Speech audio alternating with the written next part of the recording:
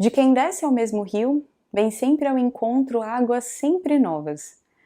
Não se pode descer duas vezes no mesmo rio, nem se pode tocar duas vezes uma mesma substância material no mesmo estado, por causa da impetuosidade, da velocidade da mudança. Dispersa-se e recolhe-se, vem e vai. Descemos e não descemos no mesmo rio. Nós mesmos somos e não somos.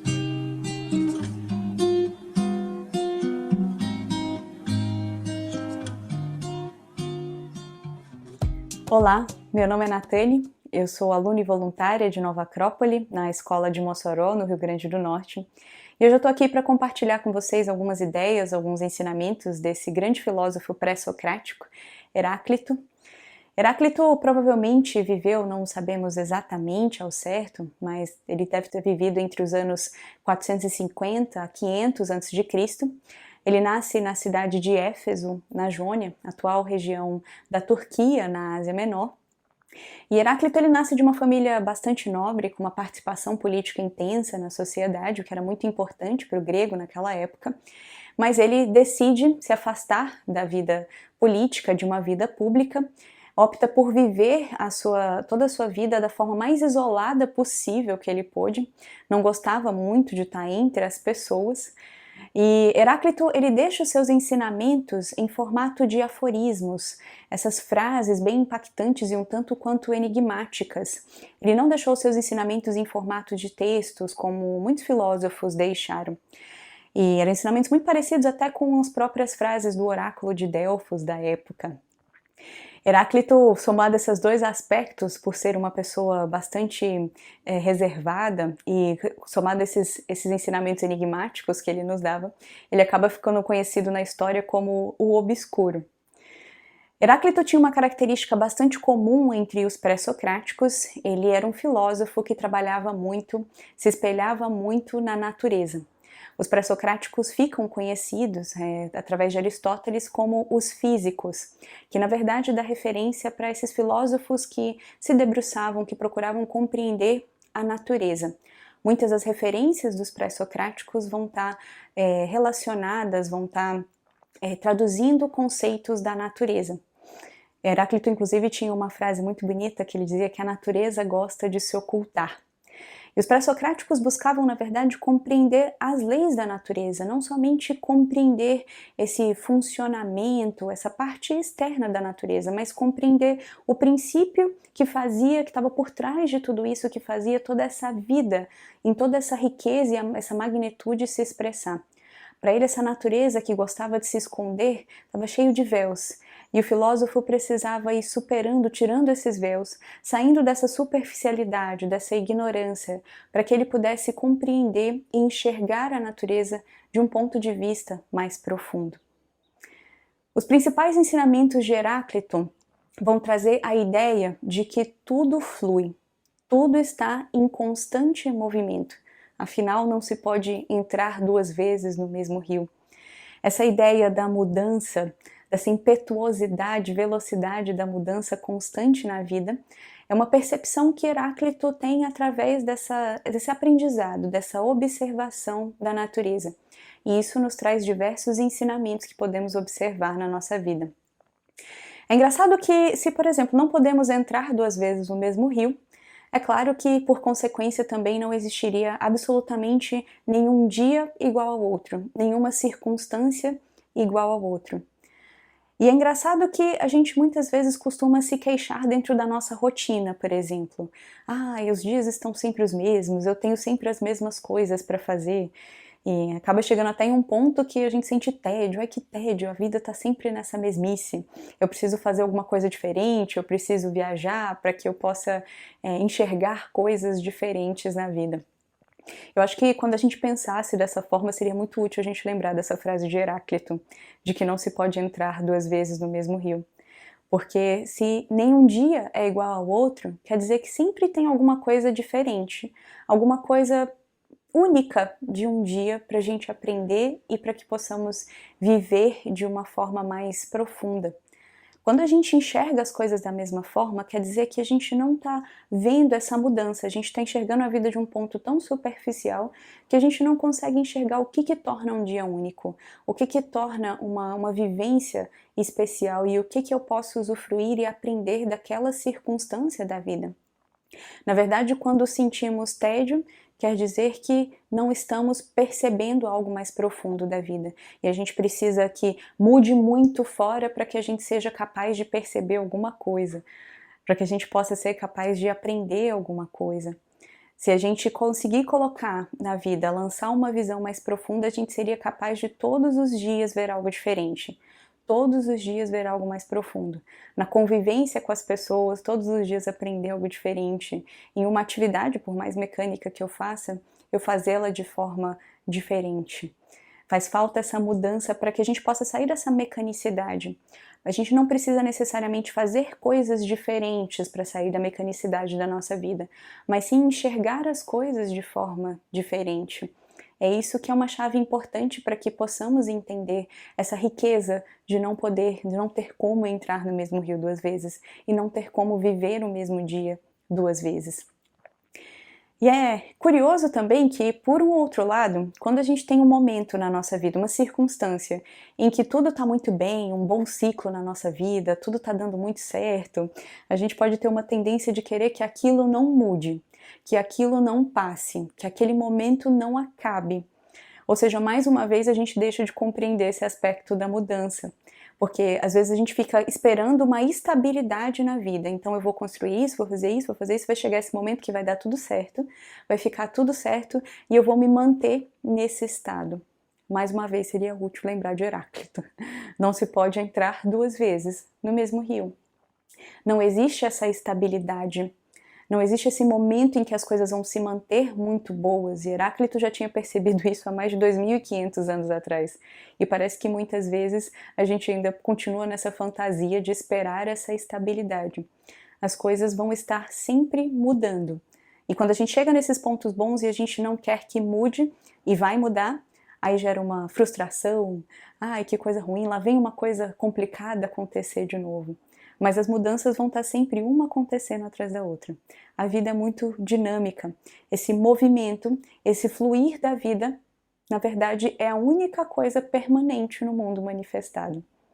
Era isso que Heráclito dizia, esse devir, essa mudança, esse movimento da vida, essa fluidez da vida, é a única coisa permanente no mundo manifestado. A única coisa permanente que sabemos que sempre vai acontecer é a mudança. Podemos ter certeza que as coisas nunca serão as mesmas do que são hoje. Elas vão continuar mudando. E essa mudança ela é muito rápida.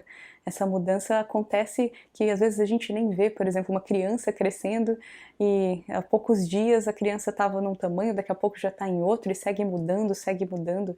As coisas vão mudando constantemente. E essa é uma chave muito importante, uma ideia muito simples, mas que se a gente para realmente para enxergar na nossa vida o valor dessas mudanças, e enxergar essa lei desse movimento, dessa fluidez, com certeza a gente poderia se relacionar com a vida de forma muito mais natural, ter muito menos as nossas expectativas frustradas porque as coisas mudam, porque elas sempre vão mudar. Essa fluidez da vida é sempre muito constante e muito certa. Agora é engraçado que de certo ponto, quando eu vou descer, quando eu vou entrar num rio, por mais que ele não seja o mesmo, e eu não seja a mesma, parece que tem alguma coisa na minha consciência que identifica aquele rio como o rio que eu tinha entrado antes. E que continua identificando a mim mesma como Natane. Parece que tem alguma coisa que não muda. Ao mesmo tempo que muitas coisas mudam, percebem que parece que tem alguma coisa que não muda? Curioso, parece até um pouco contraditório. Vamos fazer um exercício para que a gente possa enxergar isso de forma um pouco mais objetiva. Imaginem aí, tentem recuperar na memória de vocês a primeira lembrança que vocês têm na vida. Do mais criança que vocês eram. Tenta pegar esse flash de memória na sua mente. Depois tenta lembrar de você mesmo alguns anos mais velho, já com uns 10, 12 anos de idade. Depois tente lembrar-se de você mesmo saindo da adolescência, entrando na fase adulta, com uns 19, 20 anos de idade. E agora lembre de você mesmo ontem. Nesse período de tempo da nossa vida, eu tenho certeza que muita coisa mudou. Muita coisa mudou.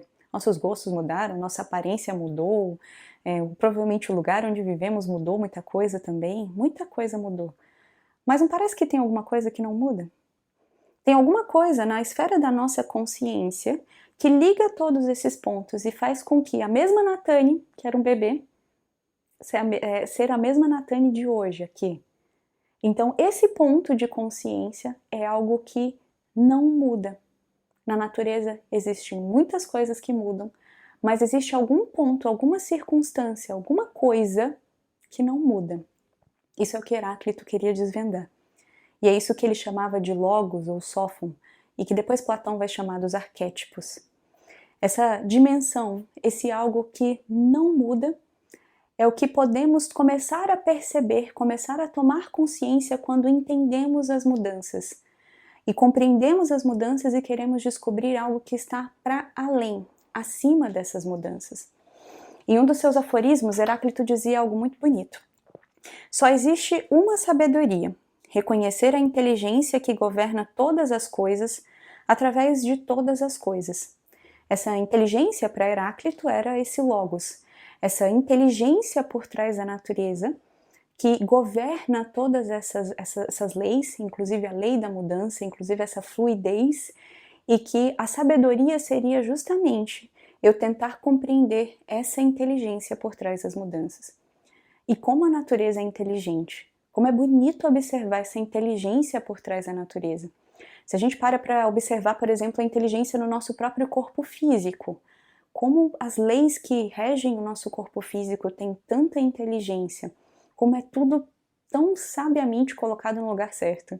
Na natureza, então, nem se fala. O movimento da nossa Terra, a inclinação dela, que permite com que haja vida, a distância que ela está do Sol, o movimento que ela percorre ao redor do Sol, tudo possui uma inteligência muito bonita por trás, uma inteligência muito rica. E essa inteligência rege todas essas leis da natureza, e que para Heráclito era esse logos. E ele fala uma característica bonita desses que estão buscando a sabedoria, os sábios. Em um dos seus outros aforismos ele diz: os homens despertos têm um mundo comum, enquanto que os que dormem voltam-se cada um para o seu mundo particular. É muito bonito esse ensinamento, porque ele coloca que os homens que dormem, os seres humanos que estão nessa ignorância, eles se voltam cada um para suas circunstâncias particulares. Aqueles que são sábios, eles estão enxergando de uma dimensão mais elevada, onde eles enxergam a vida de um ponto de vista mais uno, de um ponto de vista mais harmônico. É como se, por exemplo, imaginem que a gente viva numa casa e nessa casa vivemos com os nossos familiares em um número de 4, 5 ou 6 pessoas.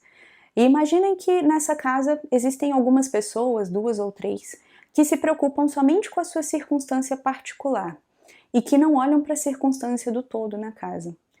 Essas pessoas vão facilitar ou vão dificultar a convivência dentro desse ambiente? E se de repente todos decidem ter esse mesmo comportamento e todos se preocuparem só com a particularidade da sua vivência, como que vai ficar a harmonia, a dinâmica de vivência dessa casa? Vai virar um caos e vai gerar muito conflito entre as pessoas. Então é como se o ser humano, quando ele não consegue olhar para uma dimensão para além da sua vivência particular, para além da sua vivência pessoal, ou como às vezes popularmente a gente diz, parar de olhar somente para o seu umbigo e olhar para uma dimensão mais profunda da vida, ele não seria capaz de ver essa unidade, essa vivência profunda, esse ponto mais elevado por trás da sua existência.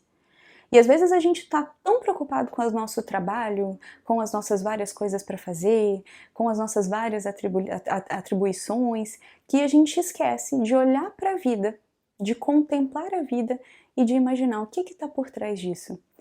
Eu estou aqui fazendo várias coisas e tem um monte de coisa para fazer na nossa vida e a gente reclama muito que não tem tempo e vários problemas, mas por que eu estou aqui? Por que eu preciso passar por tudo isso? O que na natureza está por trás dessa minha manifestação e de toda a manifestação da humanidade como um todo? Esse é um exercício filosófico. Se o ser humano não deixa de sair um pouco dessa dimensão, das suas picuinhas particulares de vida, para que ele tente se questionar na vida num patamar mais elevado, ele não vai aprender a caminhar rumo à sabedoria. Ele não vai enxergar a vida de um patamar mais elevado onde existe unidade, onde essas circunstâncias se harmonizam. Heráclito fala que é justamente essa consciência que a gente pode tomar através das mudanças que é um ponto tão bonito da vida. E aqui onde ele chama esses aspectos da guerra. Heráclito traz uma valorização interessante para a guerra, mas que é totalmente simbólica. Ele fala que a guerra é a mãe de todas as coisas. E aqui é claro que ele não está falando da guerra no sentido bélico, né, no sentido de pegar armas e ir para a guerra, mas um sentido simbólico, inclusive, muito parecido com o tratado no livro hindu, do Bhagavad Gita, no qual tem palestra aqui no nosso canal do YouTube também, onde lá a gente também tem esse simbolismo da guerra, como esse conflito, esse contraste que o ser humano precisa passar nas suas circunstâncias de vida para ele tomar consciência de algo mais profundo. Todo ser humano vive em alguma dimensão essa guerra interna. E quando o ser humano começa a jogar a luz para essa guerra interna, tentar compreender mais a si mesmo, ele pode, através desses contrastes, elevar sua consciência. É curioso que parece que aquele ser humano que não está buscando tomar consciência dessa guerra interna tem uma tendência a fazer muita guerra fora, a gerar muito conflito fora, a colocar muito culpa nas coisas, nas circunstâncias fora, e não olhar para dentro de si.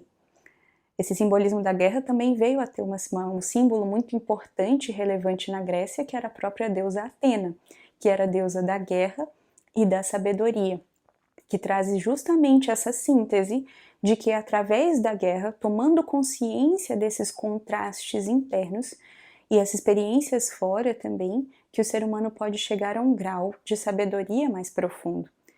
Então é só através da escuridão que eu conheço a luz. É só através de uma circunstância ruim que eu sei valorizar uma circunstância boa. Esses contrastes que o ser humano vai passando na vida, que vai fazendo com que ele vá aumentando o seu grau de consciência, se nesses contrastes ele estiver buscando crescer enquanto ser humano.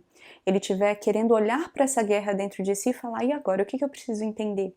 E agora, o que eu preciso compreender? E agora, em qual aspecto eu preciso crescer e ser melhor enquanto ser humano? Se ele passa por esses contrastes dessa forma, ele vai ser capaz de sempre subir um pouquinho mais de consciência. Tem outro aforismo muito interessante de Heráclito que ele fala sobre esses contrastes. Ele diz: o que é oposição se concilia, e das coisas diferentes nasce a harmonia mais bela, e tudo se gera por via de contraste. A harmonia só pode existir através da harmonização de dois elementos diferentes. Eu só posso harmonizar coisas que são diferentes.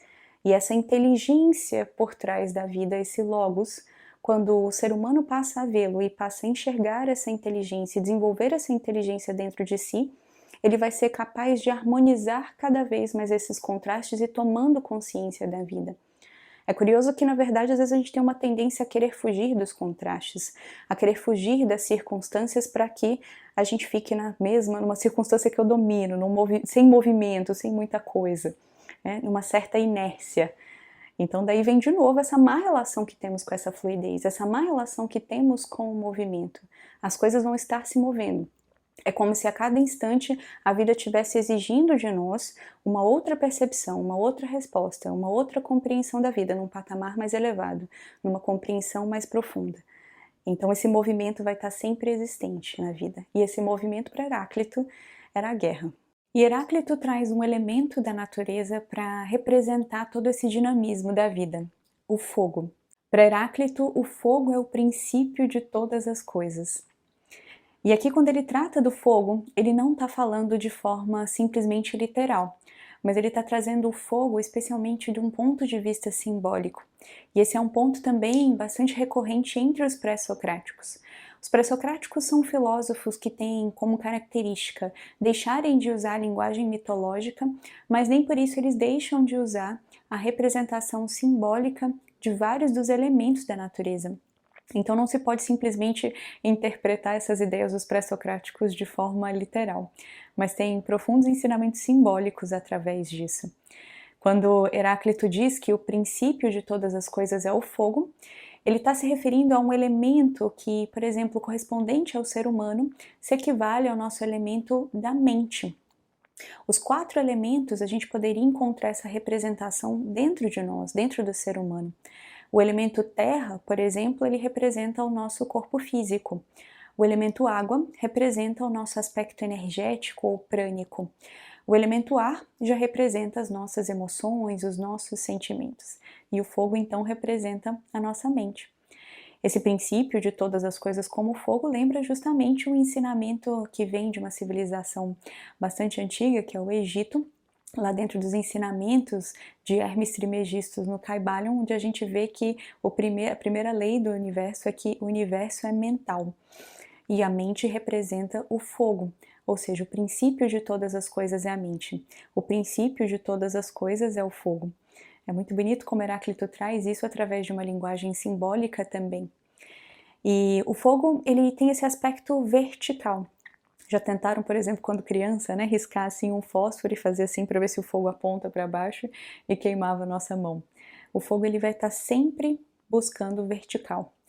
E é engraçado que isso também pode representar a nossa mente bem canalizada, buscando ideias elevadas, buscando ideias próprias, buscando refletir, buscando trazer, somar ao redor, a todo o seu redor. Assim como o fogo também traz esse elemento do calor, uma mente humana bem canalizada pode trazer calor e pode iluminar a todos ao seu redor. Enquanto que um fogo descontrolado, ele é destruidor. Uma mente descontrolada pode ser altamente destruidora também. Quantas ideias egoístas, ideias dogmáticas, fanáticas já não destruíram muitas vezes dezenas e milhares de pessoas na humanidade? Quantas vezes ideias limitantes nos colocaram em posições da vida que nos deixaram de enxergar a vida de várias perspectivas diferentes? Então o fogo representa de forma muito interessante esse elemento da nossa mente. E o fogo, ele tem algo interessante, que ele precisa de 3 elementos para que ele surja.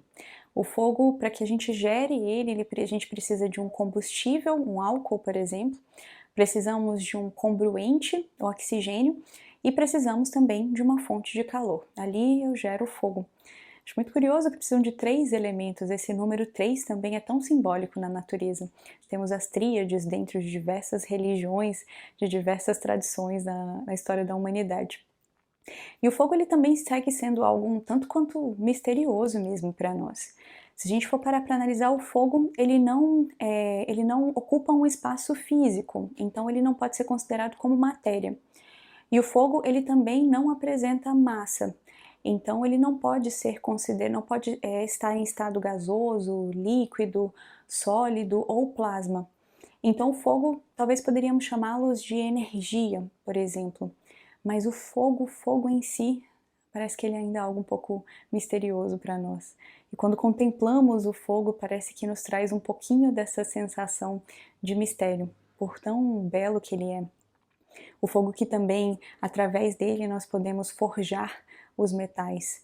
É como que se esse fogo bem canalizado dentro do ser humano, o ser humano acendendo essa chama vertical dentro de si, ele pode forjar a si mesmo. Ele pode começar a construir a si mesmo através dessa forja de todos os dias, transformar um pouquinho mais quem ele é e construir a si mesmo. Heráclito também traz, ainda nessa representação do fogo, o conceito de alma ígnea, que é o que ele chama da alma do sábio. Para ele, a alma do sábio é uma alma seca, é uma alma mais leve, é uma alma que tem mais tendência a ser uma alma com fogo, enquanto que a alma do ignorante é uma alma úmida. E é interessante porque aqui ele também traz esse elemento da água. A água, ela é, por exemplo, quando a gente pega um copo, né, e o movimenta, a água vai ter sempre uma tendência a ser horizontal. A água traz esse elemento, essa representação da horizontalidade, enquanto o fogo, a verticalidade. Então aqui ele representa essas 2 opções para o ser humano. Ou buscar uma alma de fogo, a alma de sábio, uma alma seca, ou uma alma úmida, uma alma mais ligada a essa horizontalidade. Inclusive temos um símbolo muito conhecido para todos nós, que é a própria cruz. Representa um elemento vertical e um elemento horizontal. Eis o grande dilema do ser humano. Ele vai ter que escolher sempre o que ele vai buscar ser, mais elevado ou simplesmente ficar preso à sua zona de conforto, à sua percepção limitada da vida. Essa é a escolha que temos que fazer. Heráclito traz uma última ideia também aqui para refletirmos sobre a felicidade. Tem um aforismo que eu acho até um pouco curioso e engraçado a forma que ele trata sobre a felicidade. Ele diz: a felicidade não pode consistir nos prazeres do corpo. Se assim fosse, felizes seriam os bois diante do feno. É engraçado que aqui ele está, de alguma forma, tentando diferenciar a felicidade própria dos seres humanos da felicidade própria dos animais. Então, os animais, eles, através da satisfação dos prazeres, como, por exemplo, se alimentar, se divertir, descansar, ficar na inércia, eles se realizam. Engraçado que às vezes a gente olha para um animal lá, um gatinho, por exemplo, que fica bastante tempo quietinho, dormindo na inércia. Às vezes a gente olha, ô, vida boa, queria eu que fosse assim, queria eu que eu pudesse ficar aí. Para Heráclito, acho que isso seria voltar um pouco, retroceder um pouco no caminho do ser humano. Porque para ele o ser humano teria que buscar uma felicidade para além dessa satisfação dos prazeres. Uma felicidade que está relacionada ao fato dele ter uma mente elevada, dele conseguir compreender a vida de uma dimensão mais profunda. E é curioso porque a felicidade, quando o ser humano coloca essa felicidade simplesmente na satisfação dos prazeres, ele vai estar limitando muito a sua vida. Porque tem vários dias na semana, temos 7 dias na semana, e aí tem os vários dias em que eu tenho que trabalhar, em que eu tenho desafios, em que eu tenho circunstâncias difíceis, e tenho trânsito, tem família, tem que estudar, e isso aí tudo é muito complicado. E aí quando chega os dias em que eu tenho menos responsabilidades, em que eu posso desfrutar mais da inércia, dos prazeres, são os dias que eu sou feliz. Então é como se eu ficasse apenas com uma pequena parcela da vida para mim. O resto não é meu, o resto eu não sou feliz. Então, a satisfação, quando o ser humano coloca a felicidade em função da satisfação dos prazeres, ele vai se tornando cada vez mais escravo desse tipo de circunstância para estar feliz. Os prazeres em si não são um problema. Desfrutar dos prazeres não é um problema. O problema é quando o ser humano coloca a fonte da sua felicidade justamente na satisfação desses prazeres. Heráclito está nos convidando a buscar uma dimensão para além desse mundo onde tudo flui, dessa belíssima movimentação da vida, fluidez, onde não podemos entrar no mesmo rio 2 vezes, tentando buscar essa inteligência, esse logos, para além dessa mudança, que é justamente aí onde estaria uma possibilidade de uma felicidade mais humana para cada um dos seres humanos. Ou seja, quando o ser humano busca uma felicidade vindoura vindoura das virtudes, vindoura de uma vivência da harmonia, uma compreensão mais profunda de si mesmo, ele estaria enxergando a vida de um patamar mais elevado. Ele vai ser capaz de enxergar a beleza e de ser feliz, não alegre, mas ser feliz, buscar aprender com cada circunstância da vida.